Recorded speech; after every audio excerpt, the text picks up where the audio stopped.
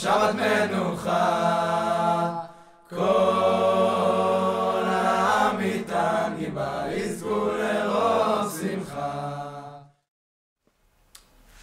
The rabbi in Fiddler on the Roof suggests that there's a bracha, there's a blessing for everything.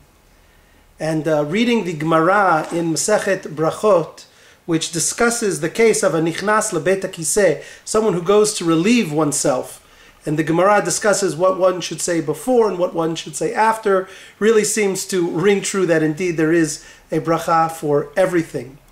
In the discussion around what the appropriate brachot are for hanichnas lebeit hakiseh, Rav Sheshet says that the bracha upon leaving the bathroom, one should recite the words in the conclusion, mafli la'asot, who does wondrously. Many years ago, I read a Dvar Torah in the Jewish Week by Rabbi Professor Neil Gilman on this week's Parsha, discussing this term, mafli la'asot, who does wondrously.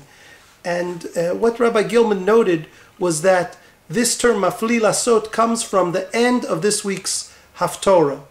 And the context is Manoach and his wife, having met the angel that comes to tell them of the birth of Shimshon, disappears in a grand fiery exit. And Manoach is left to say, my goodness, look at this amazing thing. This angel, mafli la'asot, does wondrously. It's amazing that this term, mafli la'asot, does wondrously, was taken as the formulation for the bracha of one of the most mundane acts we can do. And there must be a deep message behind this. And that message may be that in the most mundane of things, those things that we take for granted, there actually is wonder. There actually is sanctity. There actually is something marvelous that if we take the time to notice, we can appreciate. Mafli la'asot.